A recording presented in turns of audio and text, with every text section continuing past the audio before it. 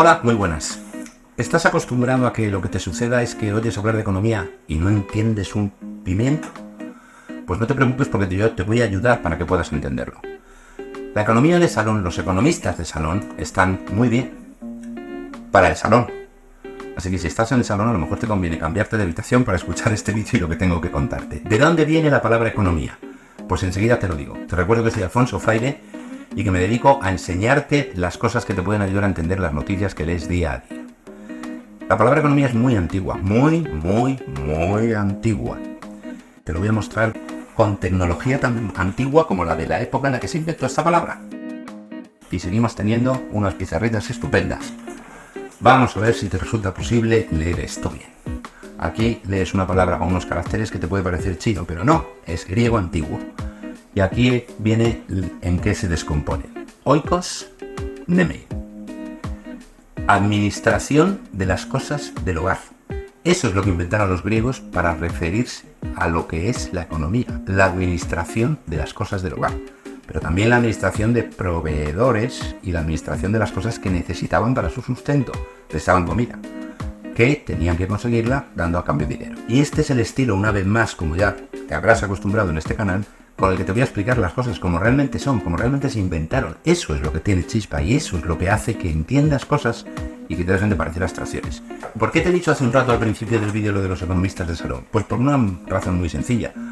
Porque a partir de hace 250, 300, 350 años, según para qué cosas, se empezó a sistematizar un montón de actividades, a enlatarlas, embotellarlas, en definitiva encajonarlas, darlas un nombre y hacer una cosa que es cosificación. Ya te hablaré otro día de lo que es la cosificación, pero está a la orden del día hoy en los medios de comunicación y en todas las cosas que te cuentan. Ese término de economía de administración de las cosas del hogar es del que se derivan todas las demás cosas, que como ya te he explicado también, pero me interesa mucho repetirte hoy porque a lo mejor no te acuerdas, yo en tu lugar no me acordaría, todos esos temas parten de otro principio muy sencillo, que ya conté en el vídeo de presentación y que te recuerdo ahora mismo otra vez.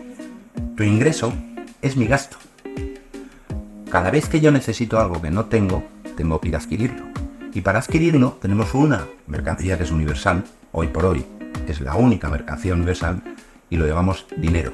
Eso es lo que es el dinero. Te voy a hablar largo y tendido de lo que es el dinero porque aunque puedas pensar que sabes lo que es, no estaría yo tan seguro. Bien, pues ese intercambio de lo que yo necesito y tú tienes, lo podemos hacer de forma directa.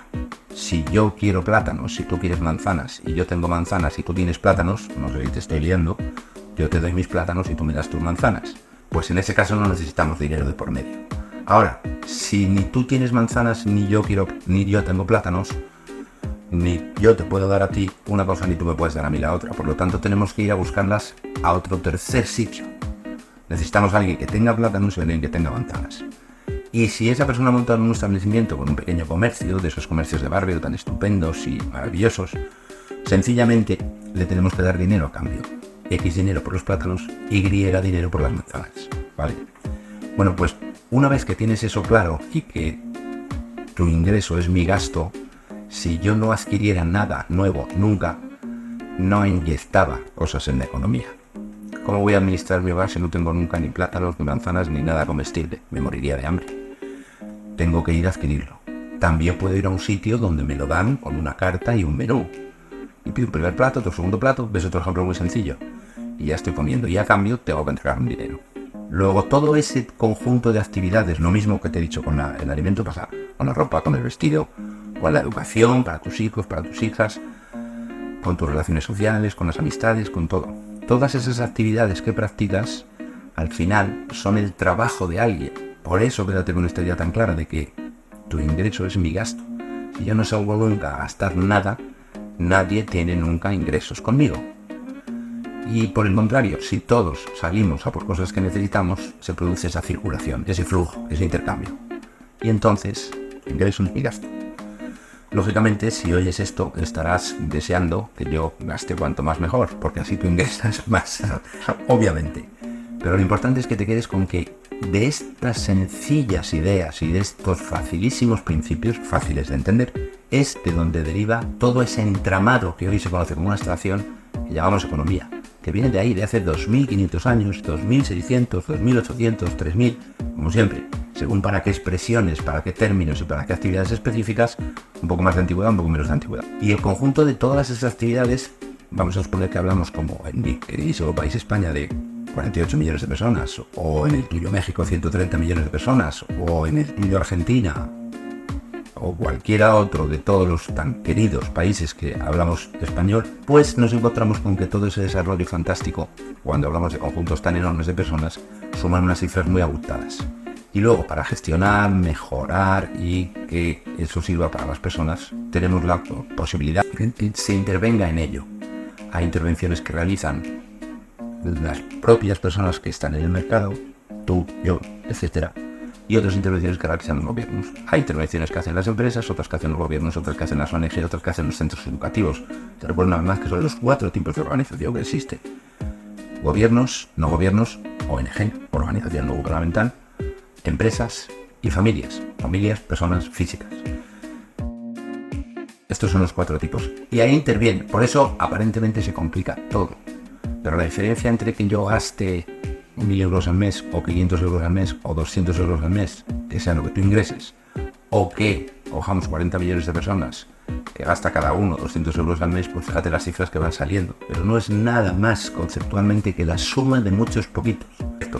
Voy a hacer una defensa encendida y convencida de que la profesión de economista de salón es no solo necesaria y conveniente, sino que además aporta mucho valor, ¿vale?